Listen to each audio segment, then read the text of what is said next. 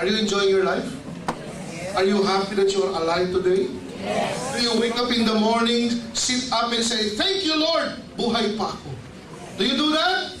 Or are you part of the millions of Filipinos who wake up early in the morning and say, "Aray na po, balakang ko, ulo ko, sana hindi na ako nagising"? Maraming tao, they just live, but they don't enjoy life. Our hope is that when people take our products, yung hindi na nakakabangon, nakahiga lang, makakabangon na. Yung bumabangon lang, makakatayo na.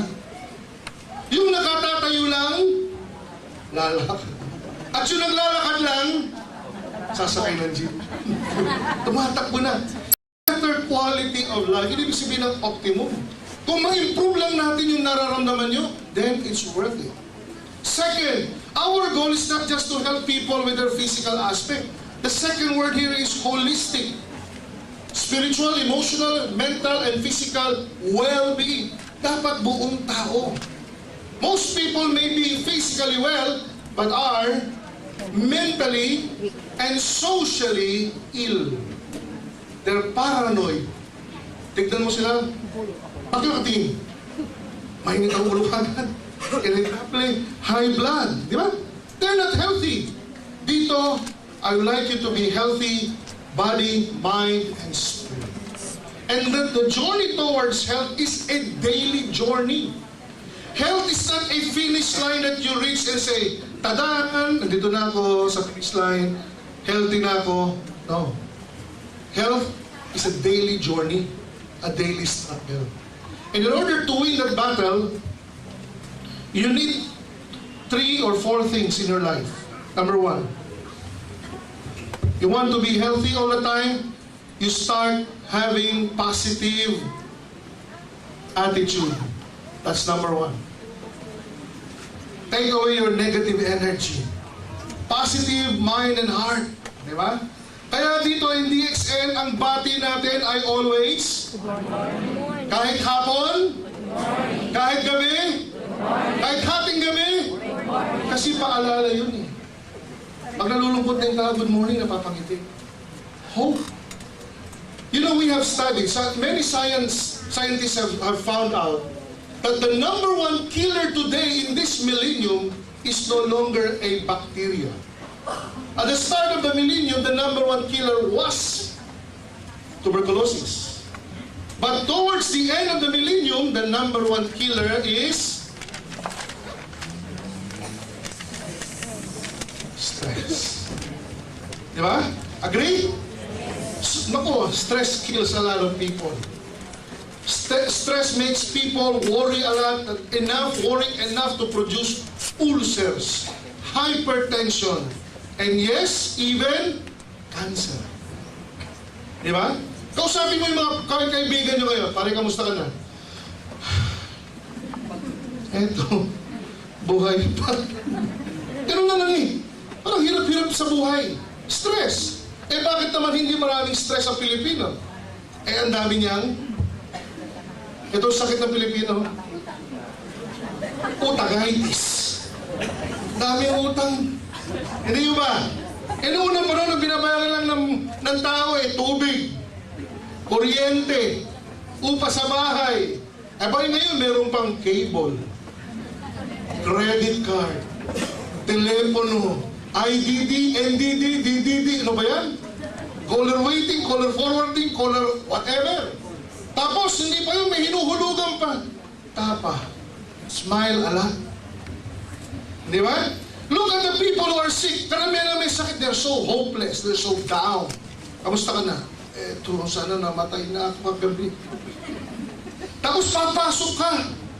Remember, every DXN distributor is a giver of hope. You go and knock at their door and you say, "Naku, Mare, today is a wonderful day for you." Bakit? Meron akong tulong na nabibigay sa iyo. RGGN. Maganda yun? Ngingiti sila, "Naku, may pag-asa pa pala ako." Kaya dapat bawat sa inyo matuto magbigay ng positive energy. Alamin nyo naman yung produkto. Hindi ikaw mismo, distributor, hindi mo alam kung yung produkto, pupunta ka rin, kakatok ka. "Naku, Mare, may sakit ka pala. O ito, inumin mo. Ano ba ito?" Ewan. Gagaling ba ako diyan? Baka. Basta inumin mo. Sigurado ko dyan, maybe. Ano ba yan? Ikaw ba nagdala ng negative energy? Come on. Good morning is a positive way of reminding, di ba? That there should be positive energy in DXN. So yung mga nakasimangot, tanggalin yung negative energy. Of course, number 2, we've got to change our lifestyle. Somebody asked me, many years ago, or months ago, Doc, if your product is so good, I will not stop my vice. Hindi ko natigil yung aking paninigarilyo. I'll keep on doing it, and I'll keep on doing it, and I'll just drink your product. At mawawala yung buko. Challenge. Sabi ko, teka. Ang gamot, ito hindi gamot, hindi ito, ang RGGL po, hindi bato ni Darna. Na ilululuin mo, susubo mo, lululuin mo sa sigaw, Darna! Bukas magaling ka na. No. It's a food supplement that cleanses our body. But if you don't stop dirtying it, the work of the RGGL will never be finished. Do we get the point? We have to subscribe to healthy living and healthy eating and food supplements. Yan po ang nagbibigay sa atin ng victory over illnesses. And the road of health requires these 4 things. So pag kayo nag-recommenda ng RGGL, wag naman yung puro RGGL lang. Paano ba ako gagaling? RGGL. Paano ba walang high blood ko? RGGL. No, you also recommend positive attitude. What else? Change your lifestyle. What else? And then RGGL. So many people come back to us and say, wala namang kwenta yung RGGL. Hindi na wala yung high blood ko. Bakit? Umiinom ako ng RGGL. Tumigil ka ba ng pagkain ng chicharon? Kailangan ba yun? No. Kailangan eh. Subscribe to all 4 to have your goal of health. Alright? All DXN distributors should know this by mind and by heart. Do you agree? Yes. So ano kailangan? Positive attitude. What else? Nutrition and... Alright. Wonderful. Now, bakit nagkakasakit ang tao? Let me just talk to you about this. Okay? Ano bang dahilan kung bakit nagkakasakit ang tao? I have studied for many years. To become a doctor of medicine, you have to study for at least 10 years. And I have been studying for 15 years. And after so many years of studying, I am still perplexed. I still scratch my head. Ano nga bang dahilan? Until I learned about natural medicine. And in natural medicine, it simplifies things. One of the main reasons why we get sick is an entity called Greek word. Galing sa Greek word ng ibig sabihin, poison. At ano ang toxin? It is anything that is in your body that should not be there. That's how I define it. Anything that is in your body that should not be there. Hindi dapat nariyan. Poison yan. And there are 2 kinds of poisons. I call this the living poisons and the non-living poisons. Ano ho yung living? Ay, alam nyo na yun. Virus, bacteria, fungi, bulate, parasite. Sa Tacloban ho, meron isang matandang mama, payat, namumutla at naghihingalo na. Ang sabi ng mga anak, naku si tatay, aalis na yata. Sa takot nila, kumuha sila ng isang mug. Nilagyan ng 3-in-1 coffee. Nilagyan ng black coffee. Nilagyan ng spike tea. Nilagyan ng RG, GL. Shampoo na lang ang kulang. Nilagyan ng mainit na tubig. Pinainom sa tatay.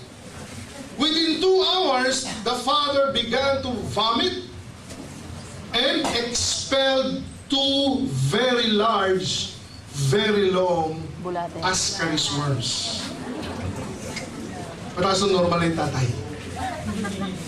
Yun lang pala ang dahilan. Bulati. Kala niyo ba bata na nakakabulati? Matanda rin ho. Believe it or not, ilan sa inyo rito may inaalagaan. Baka sawa pa. These are toxins. And every day, they are here to see to it that your life will be miserable. Thousands of bacteria and viruses invade you every day. Now, meron din non-living toxins. Ano yun? These are chemicals that we find in nature. Chemicals that touch us. Sabon, lotion, cream, ano pa yung mga pinapahid nyo? Sa katawan nyo. Lahat yun. Or, chemicals that you inhale. Lead, tambucho, carbon monoxide, di ba? Polluted air. And speaking of polluted air, alam niyo ba ang Metro Manila ang second worst polluted city in the world? Do you know that? You know, when I started to give this lecture, Metro Manila was number 4. But congratulations, fellow Metro Manilans. We are now promoted to keep it up, we will be. And do you know what that means? It means this. A scientist compared it to something like this. Sabi niya, if you are going to travel from Monumento to Baclaran, and you're going to pass through EDSA, and you're riding a vehicle, a bus na walang aircon, you will be inhaling polluted air equivalent to 3 packs of cigarette. Ha? Can you imagine that? Ibabalik pa kayo. So ilan? 6 packs. Kaya pagdating nyo sa bahay, inspeksyonin nyo ilong nyo, kulay itim ang residue. Malangis ang mukha nyo. That is how dirty the air is in the Metro Manila. And if you don't believe me, see it for yourself. Go to Antipolo at 6 o'clock in the morning and look down at Ortigas. And you will see dirty smog covering Ortigas. Kaya I always tell people, don't jog in the morning. Because if you jog in the morning, lahat yung pasok sa baga. No wonder, at number 1 sakit ng Pilipino, ubo, sipon, sinusitis, and rhinitis allergy. Now, kung akala nyo marumi na sa labas, hulaan ninyo. Alin ang mas maruming hangin? Sa labas ng bahay nyo o sa loob ng bahay nyo? Alin ang mas marumi ang hangin? Sa labas o sa loob ng bahay? Sino sabing sa labas? Taas kamay. Sige, okay ba yan? Naka-camera kayo. Sino sabi sa loob ng bahay mas marumi hangin? Sino wala masabi? Ano pa naman kayo? Mas marumi sa loob ng bahay. Dahil lahat yan dumi ng bit-bit nyo araw-araw. Mabuti pa sa labas, umuulan, nahuhugasan yung dumi. Sa loob ng bahay nyo, umuulan. Tumutulo siguro. Hindi umuulan. So where does all this dirt? With small mites, that's called dust mites. And this is why children, our children, by they wake up, bahing lang bahing. Do you get the point? These are toxins. And there are toxins that we drink and eat, like the preservatives that you find in your food. Hindi ba? The wonder of all this is yung juice na nasa sachet o nasa pack, sa Tetra Pak. Yung orange juice does not contain orange. Pati yung kulay niya, peke. Kulay peke, lasa peke, lahat peke. Puro preservative.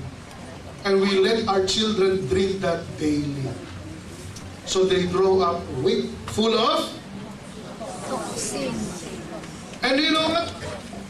The good thing about this is your body will always take care of you. The body has been given by God a gift. It's called the inner doctor, the inner healer. Meron kang doktor sa loob mo eh. Hindi ka lang gumraduate sa UST. Pero galing sa Lord, kay Lord yun. And that doctor within you will try to protect you from any harm. And this is how that doctor does it. I'm going to show you. Yung diagram na. Every part of your body is made up of a cell. That's you. But to protect you from toxins, the body has barriers or a series of walls. Maraming wall yan. Dingding. Para hindi makapasok ang toxin. At ang unang dingding o wall na bumabalot sa atin ay your skin. You are covered from scalp to your soul. Skin. Para dyan lang sila sa labas. Pero ang dumi ho, yung toxin, it's not only in contact or in touch with you through your skin. Meron ding duming nalalanghap. Tama ba? So ito rin, from the tip of your nose hanggang sa baga, meron ding barrier, but not the skin. That barrier is a tissue, a piece of tissue called mucosa. Let me just draw that. A single layer tissue called mucosa. And the mucosa of your respiratory tract, konting science lang ha, para alam niyo, mamaya ma-appreciate niyo ito. May buhok yan. Di ba? Iba-iba lang size. Dito, lalaki ng buhok. Pero habang papasok yan, paliit ng paliit. Well, what is the purpose of this hair? Para saan yung buhok? Pansala filter. So that when you inhale dirt, hindi diretso sa baga, sabit mo na yan dito. Sumasabit. At pag nasabit na yan, si mucosa magluluwa, maglalabas ng isang malagkit na tubig para ma-paralyze yan, hindi na siya bababa. Madidikit na siya dyan. At ang tawag sa tubig na yan ay mucus, galing sa mucosa. Sa Tagalog? Ha? Sipon. Alright, sipon pa ha? Huwag di pa problema yan. Sipon! At pag na-trap na siya ng sipon, this hair will start to move. Gagalaw. At ipapasa niya yan, dumi na yan, yung package na yan, pabalik kung saan ito nanggaling. So yung dumi na trap dito sa loob, umaakit yan hanggang dito. Eh pagdating naman dito, hindi naman pwedeng lumakad mag-isa yung dumi. Sabi, uwi na ako. So kikilitiin niya yung reflex dyan sa loob. Makakati yan. And then you will sneeze. When we sneeze, we blow back into the environment thousands of mucus droplets carrying with it the dirt that you inhaled yesterday. That is called a reflex action. And that's the doctor within you trying to expel the dirt. Dito minsan, dito pala gusto na ilabas. So uubuhin ka. Paglabas doon, pagdahat mo may plema. Ito na lecture natin, no? Sipon plema. Yeah. Alright. Now, pagka minsan naman, yung dumi na yan, ho, eh, nagkukumpul-kumpul. Dumap si sa Metro Manila, eh. Kaya hindi lang isa yung na-trap dyan, marami. Can we do something about this, Mike? Alright? At dahil maraming na-trap dyan, naging malapot. Kumain na ba kayo? I hope kumain na kayo, ha? Dahil ba yung pag-uusapan natin? Malagkit. Malapot. Hindi na maitulak ng buhok. So they are stuck in the mucosa. And they become very itchy. At ubo ka ng ubo, ayaw lumabas. Kaya ang ubo mo hindi nawawala. Do you experience that? Yes! So what do we do? Huh? You cannot put your finger and take it out. This is the time when you should be taking a mucolytic agent. At ano yung kilala niyo mucolytic? Huh? Robitussin. Water is one of the most powerful mucolytics. And number 2, advertisements spica tea. This contains 5 herbs, but 3 of them are powerful mucolytics. Pinalulusaw yung malapot, malagkit na flema. So pag uminom kayo nito, after a while, uubuhin kayo. Ibig sabihin nun, maluwag na. Yung ubo nyo ngayon, may tulog na. Para lumabas yung flema. So pag umuubo ka at sinisipon ka, huwag mong pipigilan. Tutulungan mo. Because coughing is a reflex of the body. the body is trying to get rid of this dirt. Can you imagine that? Galing, no? Wonderful. Minsan naman nahalulun yung dumi. Hindi plema. Iba naman ito. Yung plema na rin, gusto nyo. Sundan na natin. At marumi na lulun mo, maiirita ngayon yung mucosa ng stomach mo. Resulta? Vomiting. Vomiting is another way of the body trying to get rid of that dirt.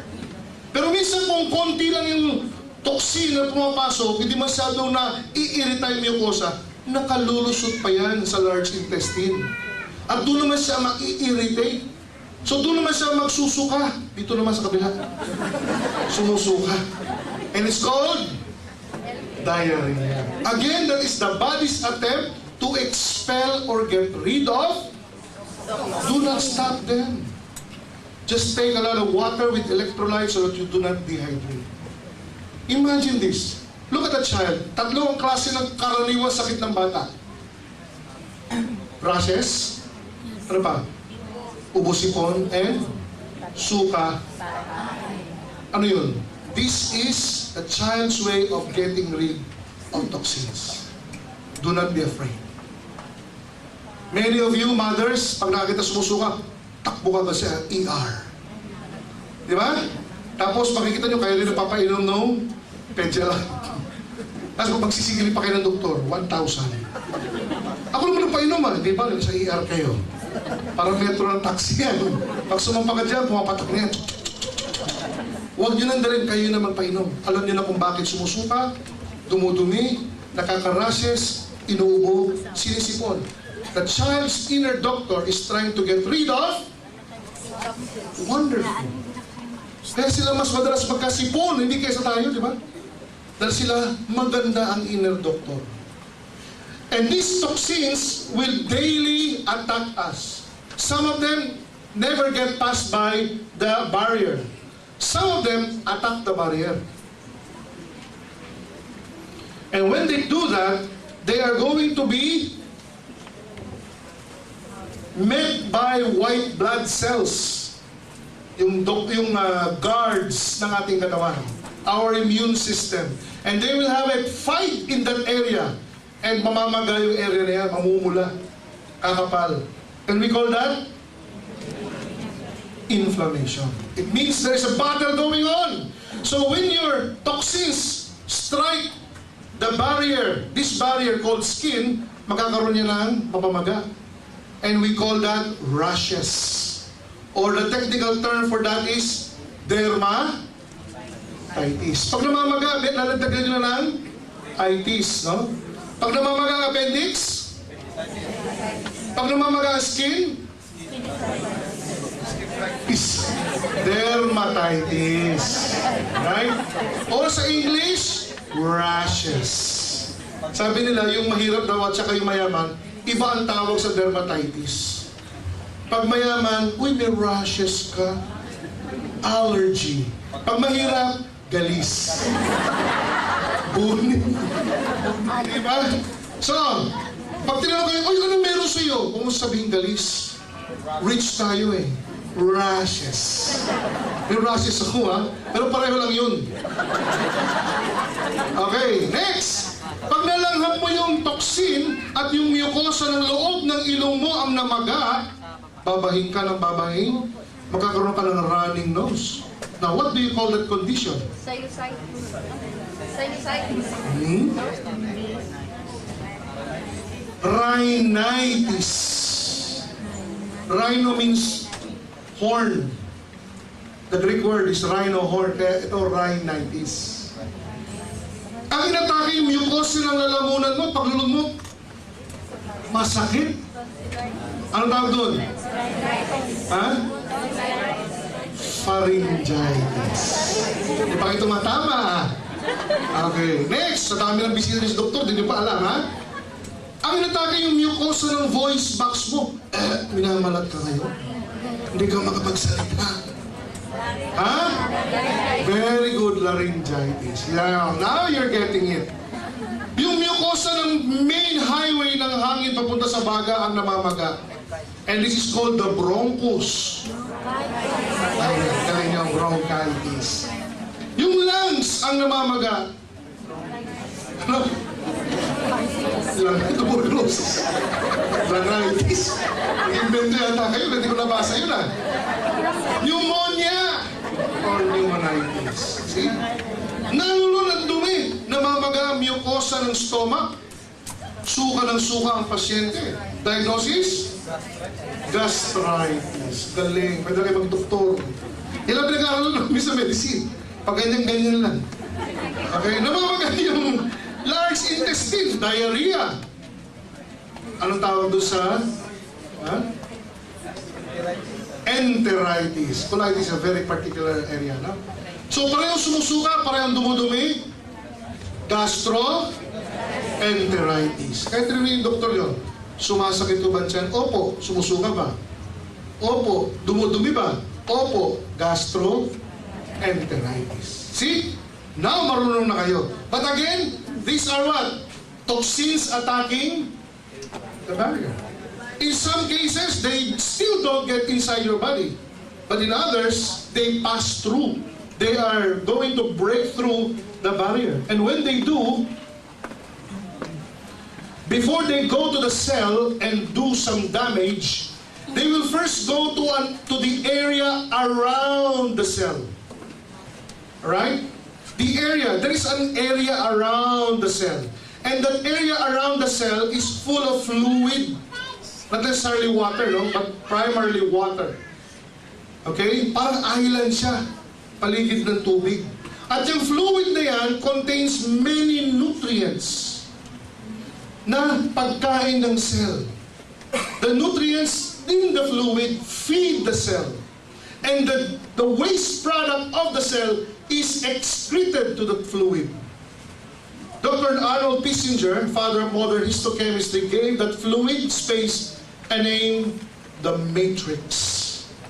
Matrix is the Latin for mother. Sabi niya, yan ang nanay ng cell. Yung fluid din nag-aalaga sa cell, pinakakain, tinatanggal ang dumi. And you know what? Your toxins will go directly to the matrix. Initially, no symptoms. But as the toxins begin to multiply and the toxins begin to accumulate, then they will eat, kakainin yung nutrient sa fluid, magugutong si cell. Number 2, si cell cannot excrete its waste product anymore kasi crowded din. So naiiwan yan sa loob ng cell. Then the cell begins to suffer. Wala pang sakit, but it's suffering already. Then you will start feeling symptoms na pagka kinuha yung dugo nyo, in-x-ray kayo, in-ECG kayo, lahat normal. But you feel these symptoms. What are the symptoms? I'd like you to pay attention because I know some of you experience these symptoms. Number 1, you feel tired. Pagod ka na. Madali kang mahapo. Sa tanghali, antukin ka. Tapos mamata niya.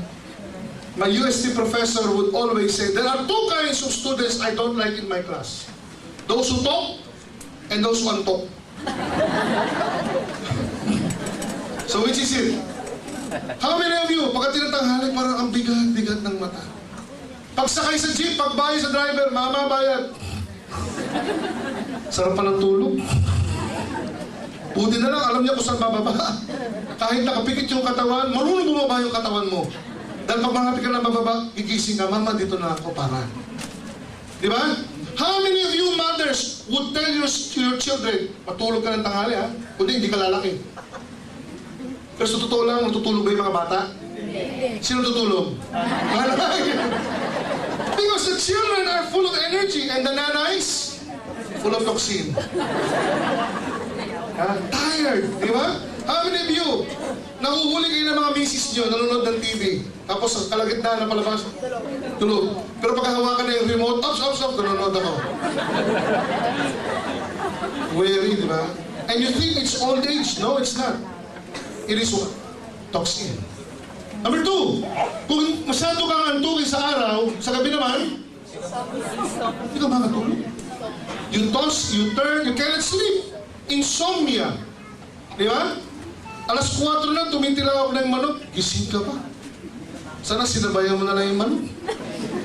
Insomnia. What else? Poor memory, poor concentration.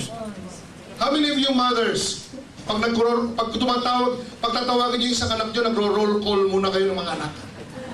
Bago niyo maalala yung pangalan ng anak niyo. Pedro, Esteban, Maria, Jose. Di ba? Halika na rito, hoy! Halika na rito. O, paborito niyo kataga, dito ko lang nilagay yun, Dito ko lang pinatong yun, Sana nga ba yun? Alam ko, dito ko tinago yun, Yun! Makakalimutin. Di ba? Tapos pag binigyan mo ng pera, nakakalimutan na nabigyan ng pera. Pero pag may utang, hindi makakalimutan. Alright, next. Lethargy means you don't have the drive. You wake up in the morning and you're bored. You don't want to do anything. Diba? You drag yourself to work. You don't have the creativity, the energy for anything. Next, pain. 80% of the women I see in my practice complain of low back pain. Balakang masakit. Sino kaya guilty rito? Number 1. Number 2, migraine. Number 3, arthritis. Kaya babata pa, pero pag gumising, hindi na may tapak yun. Aray ko. Pain, right? Next, irritability. Maikli ang pasensya. Mainitin ang ulo. Ayaw ng mga mahabang lecture. At mga doktor na matadaldal. Tapos na ba yung doktor na yan? Ang init naman dito. Gusto ko na umuwi. Wala kang merienda to. Hindi ba? Ayaw ng mahabang pila. Ayaw ng mga batang tumatapos sa paligid nila. Irritable. And so many people are like that. Diba? So many wives wake up in the morning, bunganga na kagad. Ang mga mister. Pag yung misis ka nagsasalita, nagbubunganga, palalahanan niyo, honey, marami ka na naman toxin. Hindi ka na naman nag-RGGL. Kaya mainit na naman ang ulo mo. Relax, honey, ha? Ang puso mo. Diba? Irritable. Iyaan. So, alam niyo na mga mister, come on. And this is common actually sa women. I hear a lot of women complain, Doc. Parang malungkot ako. May problema ka ba? Wala. Nag-away ba kayo ni mister? Hindi. Pera? Mayroon. Pero parang malungkot ako, Doc. Gusto kong umiyak. I know some of you, or a lot of you are, malungkot. Gusto lang niyo umiyak lang. Kaya mga mister, pag nakita yung isang araw yung misis nyo, nasa isang sulok at umiiyak na umiiyak, pabayaan nyo lang. At sabi mo lang, honey, alam ko dyan ka masaya. Suportahan ka. Ito tissue. Di ba? And women don't understand why. But I know you know what I'm talking about. Di ba? And next, functional imbalance. Di ba yung mga women, yung bisita nila buwan-buwan, hindi na dumarating buwan-buwan. Paminsan-minsan na lang, quarterly. Minsan, semi-annually, semestral. At ang masakit nito, yung iba, nagbabakasyon na lang. Once a year, annually. Honey, siguro bakasyon na. Bakit? May bisita na ako. You see? All of these are signs and symptoms that your cell is starting to get weak. Why? Because there are so many toxins that are interfering with its normal function. If you go to a doctor, you know, I'm a doctor of medicine, but most doctors I know, including myself, when we see all this, we just scratch our heads. Ano kaya problema nito? Stress siguro. Depressed siguro. And when we give drugs, we give one for tiredness, one for, ito para sa poor memory, Posilac B. Para sa insomnia, tranquilizer, lethargy, bigyan kita ng vitamin, bigyan kita ng pain reliever, bigyan kita ng ganito, and you end up going home with lots of medicine in your hand, di ba? One for every 2, every 3, every 4, every 5, every 6, every 8 hours. When actually the culprit is just And if you don't do anything about that toxin, guess what? They will go inside the cell and do two possible harm. And this harm, itong karamdaman na matatamo nyo, ito yung kinamamatay ng marami. Number one, toxins can cause cellular malfunction or destruction. Your cells will no longer function normally. Example, cholesterol is a normally occurring cell in the body. Actually, cholesterol is good for the body. Ang problema lang is this: the normal cholesterol just slides over the walls of your artery. Dumudulas lang yan. Madulas yan, hindi madikit. However, when a cholesterol cell is attacked by a free radical toxin, that cholesterol cell begins to be sticky, malagkit. Then it will cling to the wall of your artery. If this is your artery, it will cling to the wall of your artery. Didikit dyan. At babara ngayon yung cholesterol. Normally dumudulas yan. Pero pag tinamaan ng free radical toxin, nagiging malakit, dumidikit. Then the body has to push this away. Result, hypertension. Subukan nyo kumuha ng hose. Lagay nyo sa gripo. Buksan nyo yung gripo. Di ba maganda yung daloy ng tubig? Then you put your finger at the hole. Siguro, just to obstruct it a little bit. Konti lang. Huwag yung takpan maputi. Konti lang. Ano mapapansin nyo sa daloy ng tubig? Lumalakas ang pressure, sumisirit. Yan ang nangyayari sa loob ng katawan natin. Hina-high blood.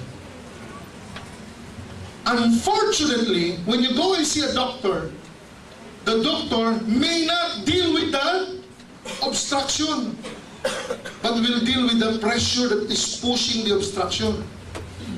Ang gagawin niya, imbis na tanggalin yung kamay, hihinaan yung bukas ng gripo. Ganyan ang ginagawa ng anti-hypertensive.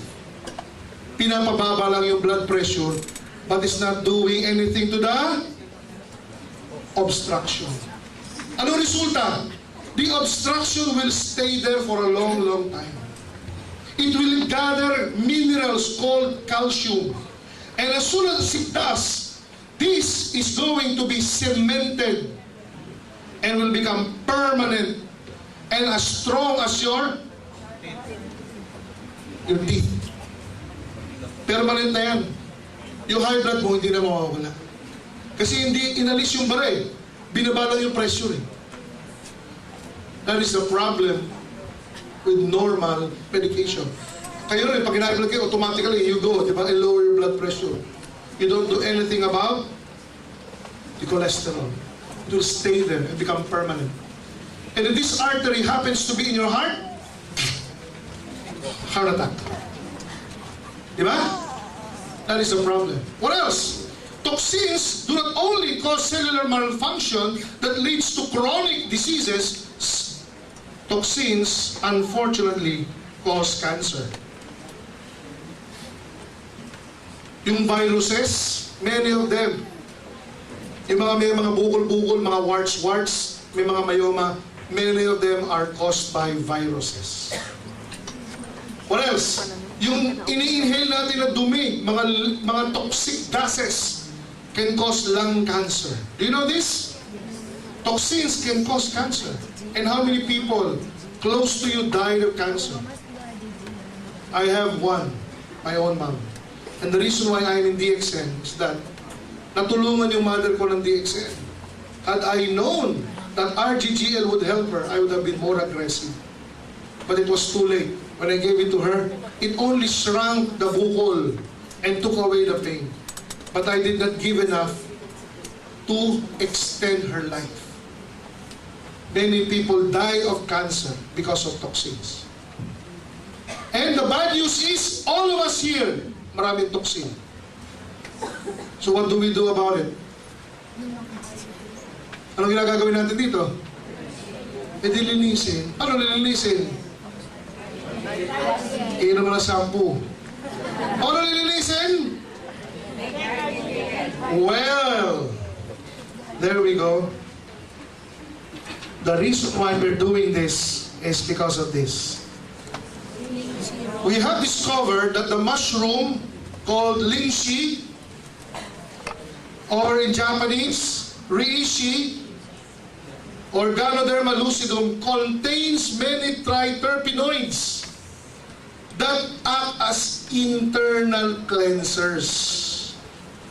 Kung sa labas, nagsasabong kayo, sa loob, ito ang sabon. Of course, dinululunin ito para kuskusin, no? May ingredient ito na kapag ininom natin, it starts detoxification. How? I'll show you. When you take RGGL for the first time,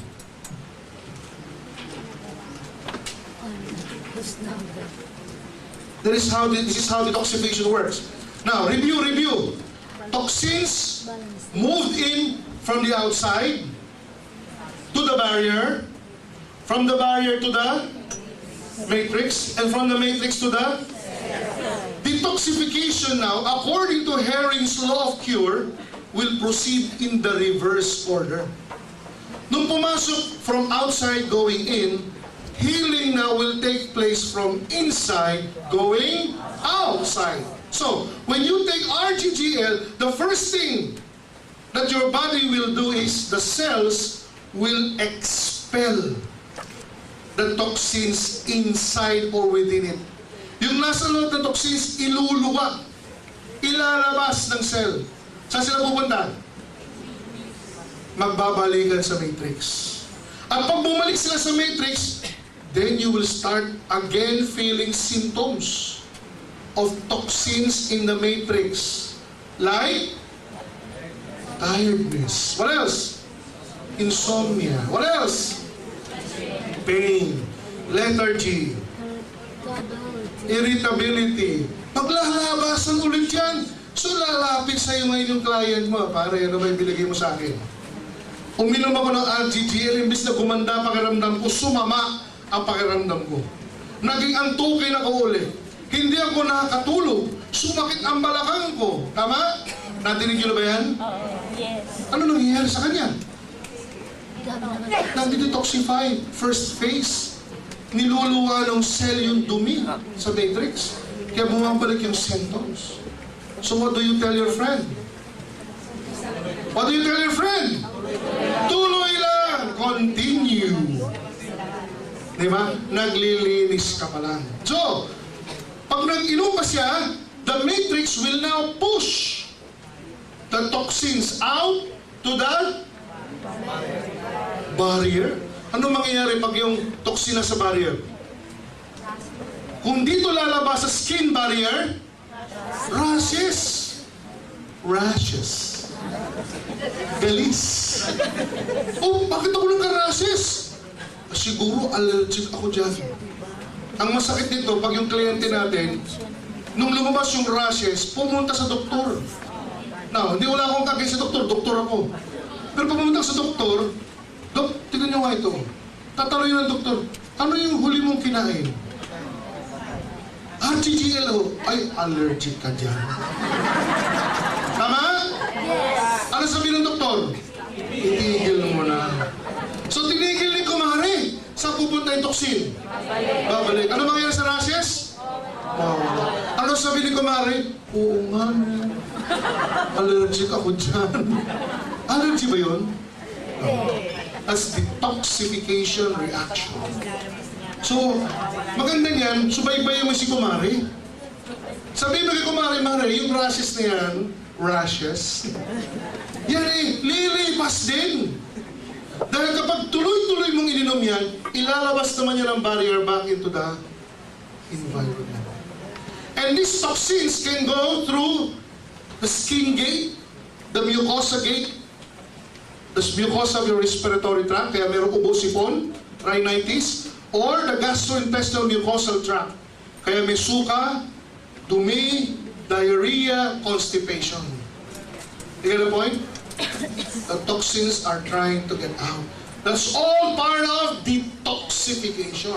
It occurs within 1 or 2 weeks. It is mild and you don't have to worry about it. It's not secondary to RGGL, but it's your dirt going out of your body. Correct? Yes. Huwag kayo matakot. Now, meron lang akong payo. Kung bago pa lang ang pasyente, do not give them high amounts of RGGL.